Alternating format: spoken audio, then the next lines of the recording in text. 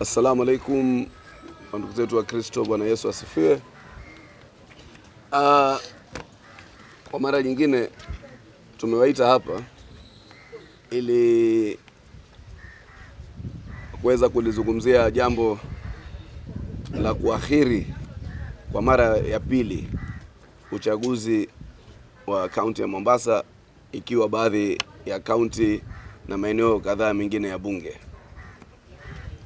La kwanza, kwa niaba yangu na Selina Maitha ambaye ni running mate wangu, sisi we've received this message na ile huzuni ama we are distraught kwa ajili ilikuwa jana tushajipanga na ilikuwa tunaendelea na maandalizi.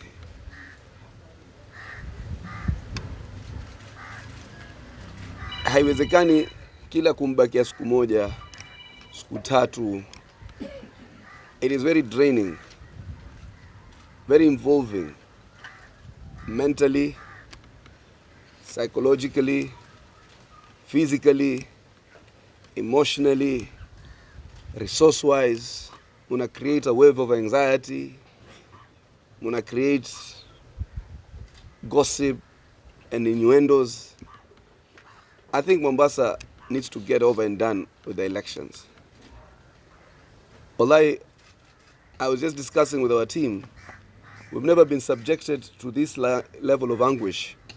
Well, as we appreciate the hard or the difficult position the IEBC is in, hata wao pia waanze ku appreciate the difficult position sisi as candidates, particularly Mombasa County are in. Hakuja kuwa na elections in my recollection that has been as litigated as the Mombasa gubernatorial election. Yule ameenda kotini, huyu asisimame. Yule ameenda kotini, elections isiendelee.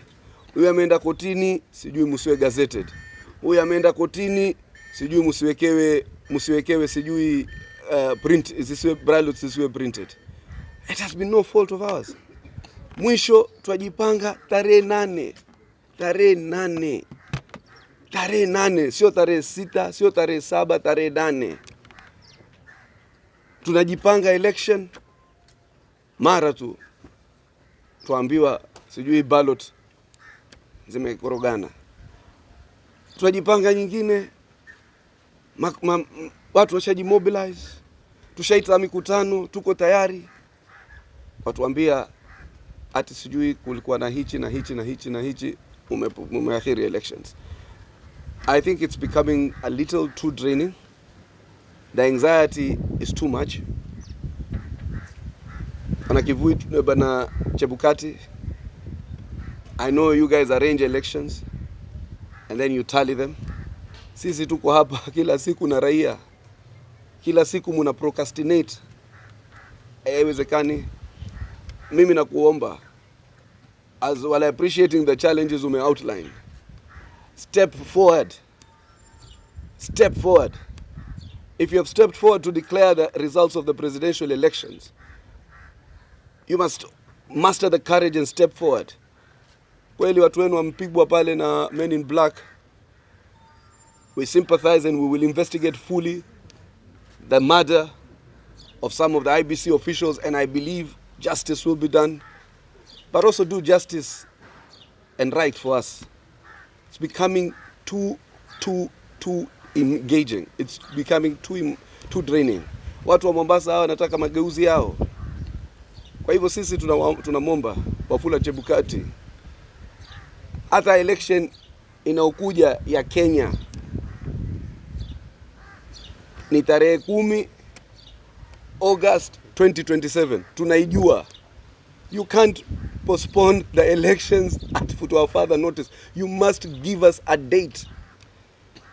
We need to bring this thing to a closure. We need to work towards an end. We need to know ni tarehe ngapi election itatokea.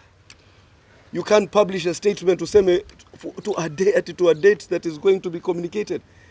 We are not a bunch of hooligans who are just roaming the streets of Mombasa. We are decent men and women. And you must treat us with a bit of decency, realizing as so far as the challenges we experience in the IEBC, you must also take into consideration the hard work or the kind of process and involvement politics is about. Kwa hivyo nakuomba ujitokeze katika hizi siku, kama ni leo, kama ni kesho, utupe date ya election. Work backwards. Ujue wenu kama mtu alipigwa rungu, nasikia sijui wengine wampigwa vitwa, mtajua lini litapoa. Kama hawezi kupoa, iwe delegated kwa mwingine. These elections must move on. Hey, you can't do this to Mombasa County indefinite. Miezi mitatu minne kotini, suspend Mombasa elections, huyu asisimame, yule asimame, yule hivi, musi gazette, we also have an emotional cost to us. It's becoming really unpleasant. Kwa hivyo mimi naomba, lakini vile vile the country wants to move on. Hii sisi county 001 tunataka ku move on. Kuna ile county 0.01 hiyo ibakie.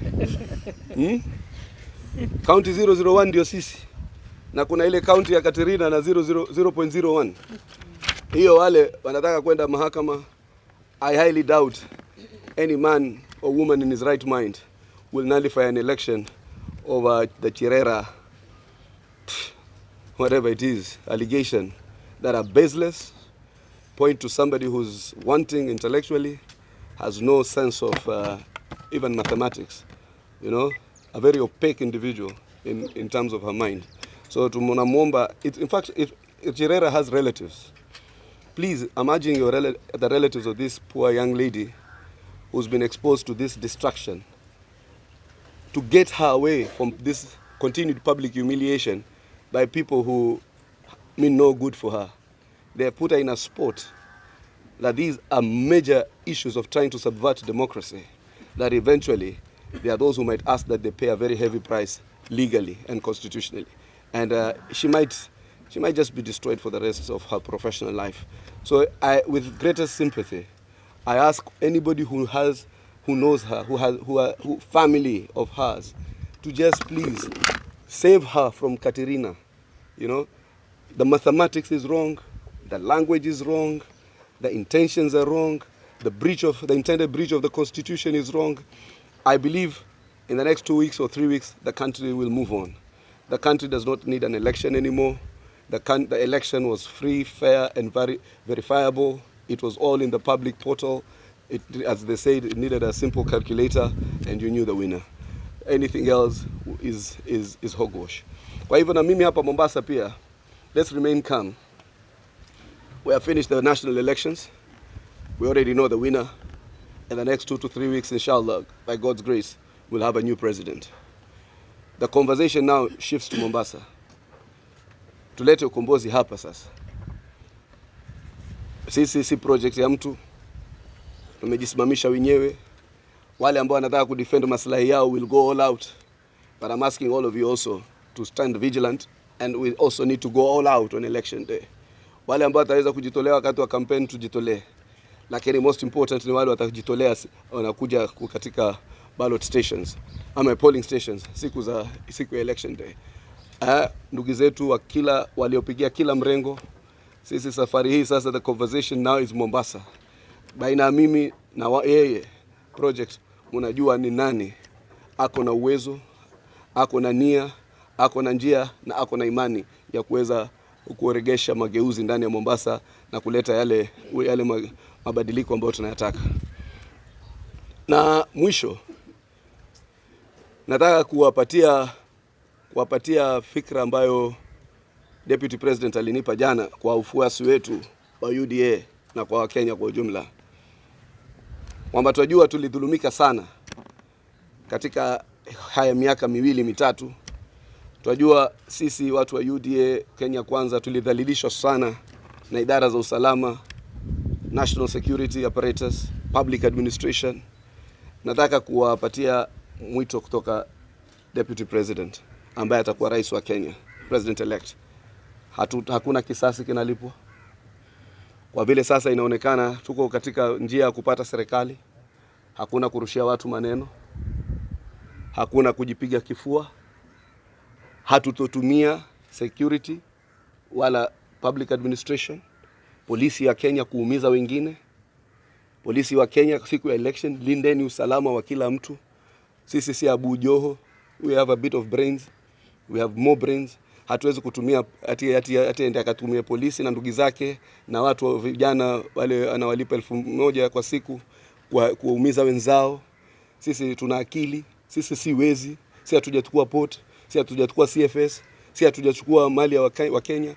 Sisi nyumba zetu hazikujengwa katika mali ya manispaa, hatujaiba ardhi za state corporations, hatujaiba ardhi za refinery, hatuishi nyumba za KPA.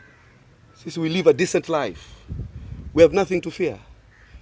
So hata kama polisi, sisi tunawaambia mnajua kwamba Kenya inageuka, Kenya kwanza. Hatutaki uhasama, si hatutawa engage wakati wa election. Wale IEBC officials, wacheni uhasama pia. Jana nilisema baadhi yao wageuzwe ili tuweze kupata neutral ones. Nikaona yule mpinzani wetu akapinga. IEBC has permanent staff. Wa deploy wale permanent staff wao kutoka other parts of the country kuja kuwa presiding officers na returning officers hapa. They don't have to keep these staff members ambao wamewachukua kwa kibarua, sio? So that we can conduct a free fair election. Yule ndugu yangu alikuwa amekataa because alikuwa amewapa dogodogo.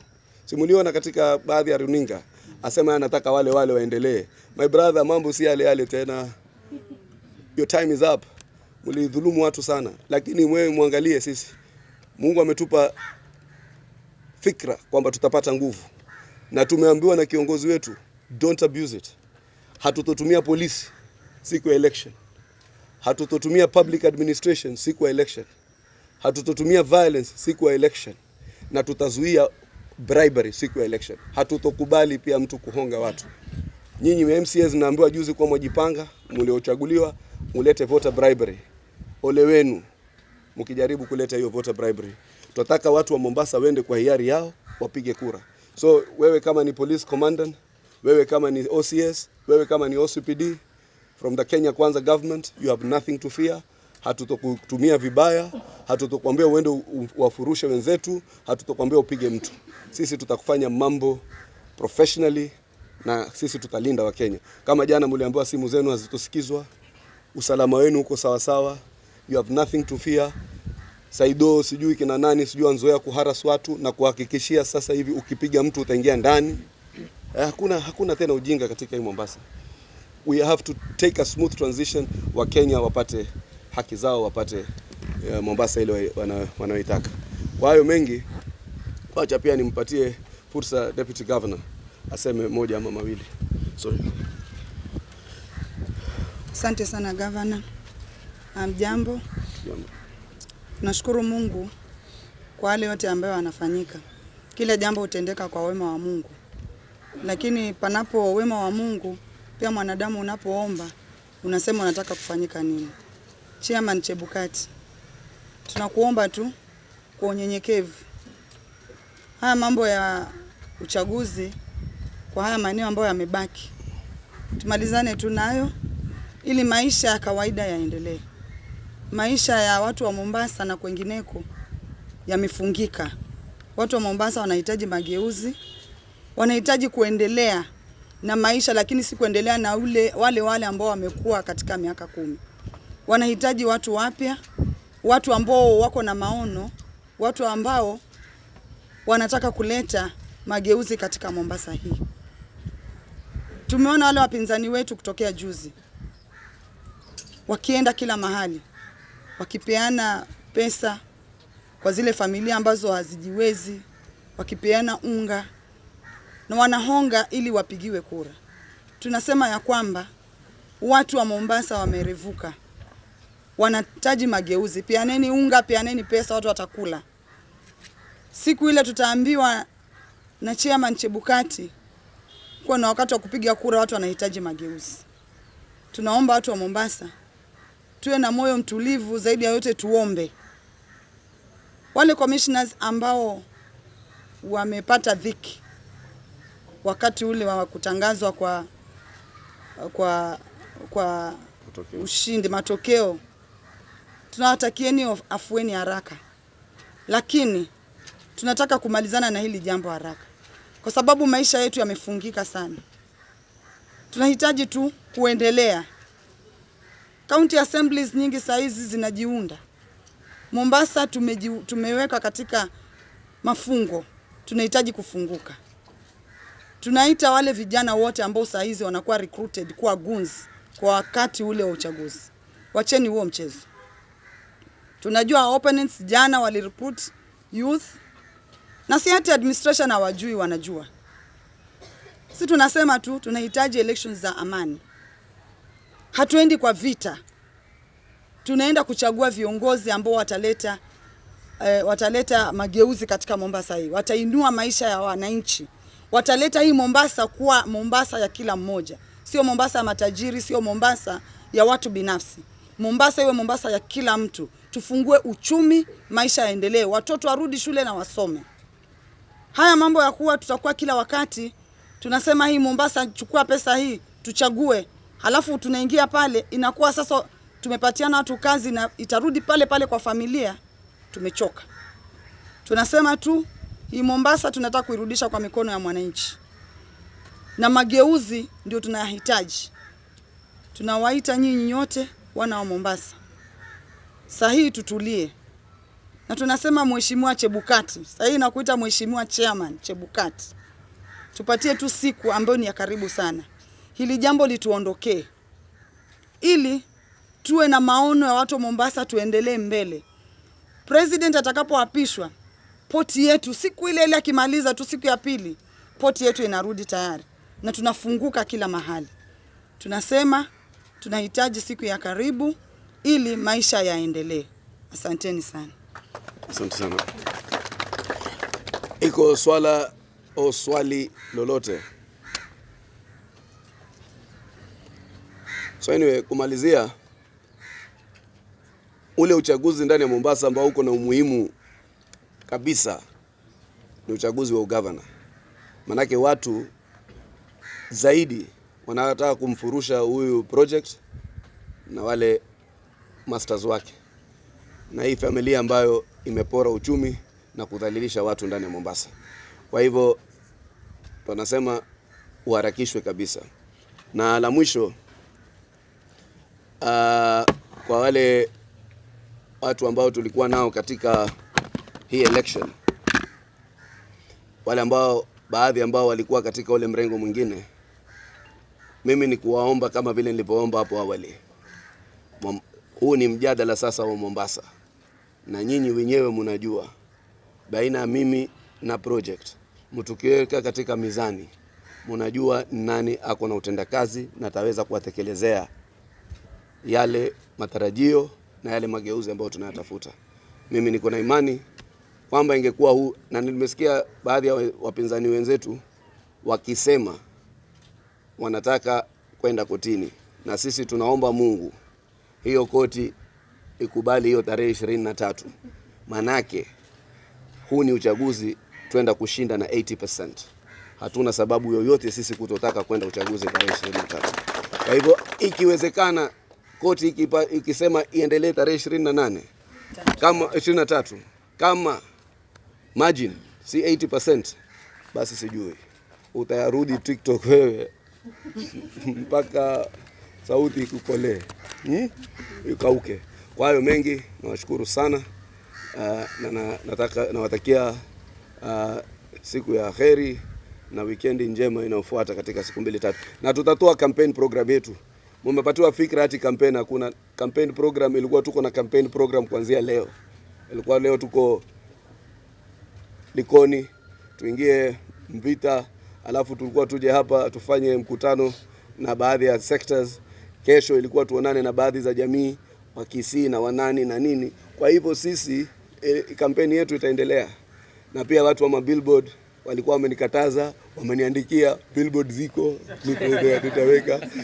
Poleni wale niliharibu nyumba zenu, manake ilipokuwa wameninyima billboard nikafanya mikuta yetu yakawa billboard. Akili ni nyenyele. So na sisi tukatumia akili. Niliwaambia ngojeni mtaona vile tutafanya bila billboard. Wametuambia sasa billboard ziko, mimi nitaweka 2-3 na mimi pia ni ngare huko, mimi na Selina alikuwa tuweka kwa maposta peke yake. So hizo pia tutafanya. Hiyo inaonesha pia watu wamejua vile mambo yanapokwenda. Na wao pia umeona siku hizi wengine wanakasirika sana katika media, wamejua serikali imewatoka. Kwa hiyo mengi mimi natakia heri na natakia fanaka serikali ya Kenya kwanza, freedom it is, isn't it? Mungu awabariki.